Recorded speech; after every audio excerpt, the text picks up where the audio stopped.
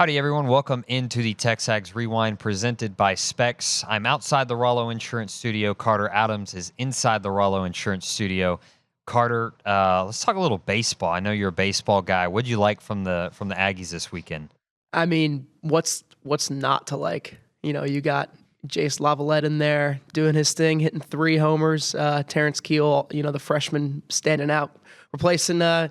Sorrell out there. So Early's definitely in a, he's got a lot of options for sure. So, you love to see that. And, people love to complain about the defense, but we've got a lot of stuff to, we've got it all going on, it's good early on. So I'm I like that pun. There you go. Early on. Yeah, it's good.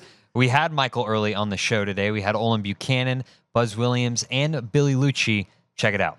And in basketball. Oh, exceptional. And baseball. Exceptional. I mean, we have a lot to talk about this morning. We do. By the way, hello, Olin. Good morning, sir. Good morning, David. Let's Good get to into have you it. back. Thank you, buddy. It's been an interesting week, to say the least. How about that defense from A&M against But by the way, the Arkansas game, full disclosure, I watched every second of the game. I don't know if the attention was where it normally is. My dad was in the hospital this weekend. He had a surgery. All is good right now. But I'm watching the game. I'm like, every time I need Anderson Garcia to do something good, Anderson Garcia does something good. That's what it felt like. I kind of look away for a second, like, it's a game. It's 50-50. And Anderson Garcia's there doing something. Anderson Garcia was the most dominant player. I know he didn't score the most points, but the most dominant player over the last 8 minutes when the game went from a 50-50 tie to a comfortable 8-point win. He just makes smart basketball decisions. I forget what his plus minus was. It was like 27. Yeah, that was like 27.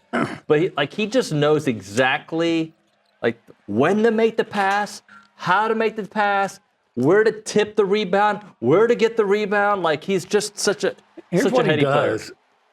When it's 50-50 until they have a 10-point lead, right?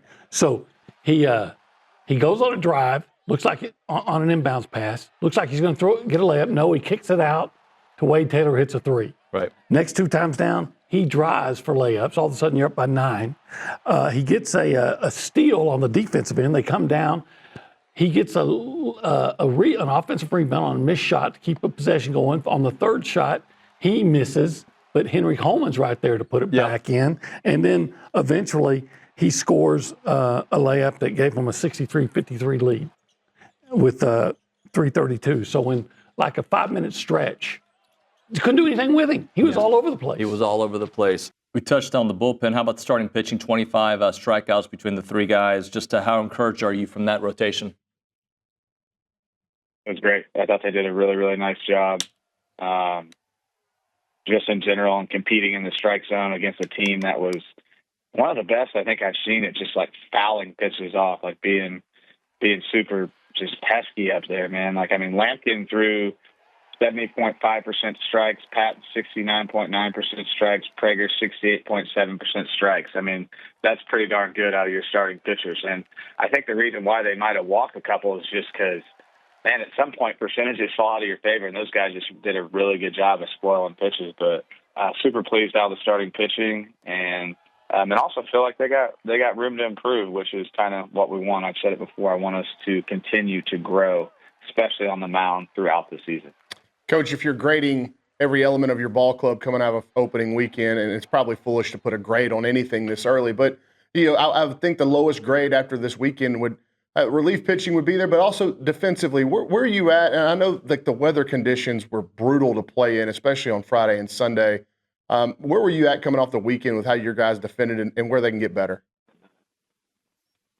Yeah, I think just on that note of the relief pitching, I just feel in the end we got to get guys in there to play. So when the score's 10-0, could I just brought out fresh corn and maybe shut the door? Sure, but that's part of it too a little bit.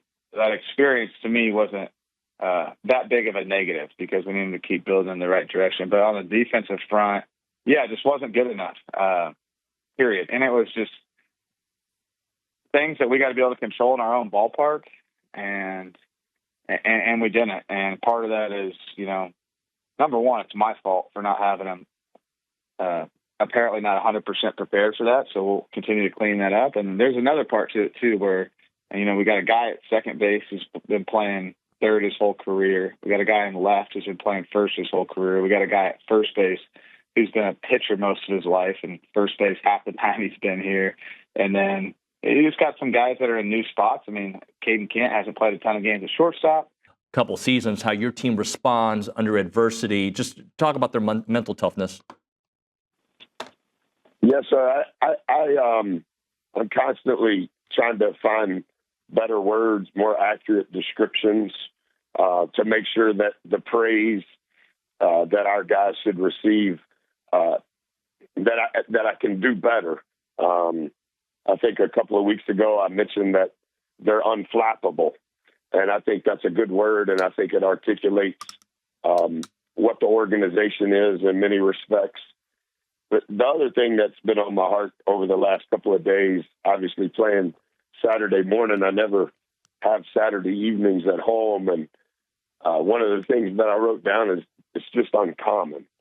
I think what's happening, the people in the group that it's happening to, how all of this has transpired, it's uncommon. And somebody in the media room asked me on Saturday something along that line. And as I've tried to do all year, I don't want to have an emotional meltdown. I don't want to make it. I want to have high humility and low ego. But I believe in how we're doing it. I think our group believes in how we're doing it. I understand the results. It's never enough. We shouldn't have lost this game. We can't make free throws. It's ugly, like all the things that people are saying. But internally, those that'll be on the bus today when we travel, there's great belief, there's great love, there's great trust. And we have all been watching or participating in this for a long, long time here and other places. And I just think what is happening here with this group is uncommon. You don't think people are coming after Wade or the way Manny finished his season? Hey, man, you got one more year. Like there's so many desirable pieces, and just to keep every one of them like that, it speaks to exactly what you were talking about. And just kind of there's ownership by the players to say, man, this is my year. This is what I've built up to this in this program. And so it's special. But then to go and find, like, I wish I could be a fly on the wall to hear Buzz Williams when they're looking at the portal, to hear him say, no, no, no, yes. Mm-hmm. And to really hear why it's a no, why it's a no, why it's a no, why it's a yes. We end up seeing why it's a yes with some of the, you can see it already with Payne and Phelps and Wilcher. You saw it obviously with guys like Andy and Henry, but like why it's no, no, no, yes. I would love to be a fly on the wall for those conversations, because really, and you're talking about what's now 3 straight tournament teams. One team that nearly won an SEC title out of those 3. Another team that's in contention, in serious contention, 12 games in. The number of misses, it's such a small number compared to what's hit. And like, again, what's hit on good teams. These are not like, well, yeah, anybody can come from somewhere and play on a team that finishes in the bottom third of the standings. That's not what this is. This is a highly successful basketball program, and 90% of the guys they take are coming in and hitting in a big way. And it's probably higher than that, honestly. I don't know if you saw John Puglisi's stat on C.J. Wilcher. He had a tweet out since the LSU game. Wilcher is now 11 of 23 from the three-point line, 47%. Yeah, he's finding his groove. When it leaves his hand, you think it's going in. Yep. Well, it does or not, but it looks good. It's so in rhythm. It's so. I heard what Buzz said Saturday, where he said it's selfish of him not to take the shot. All right, Carter, tell the people what to do. Make sure to like, comment, and subscribe. Let us know how we're doing. show the love. Actually, don't do that. Don't let us know. They won't be nice. All right. Do what Nick says. Let us know how Carter is doing. How about that? I'll take that. I need some pointers, so I'll take that, Nick. Thank you so much for watching, everyone, and we'll see you next time.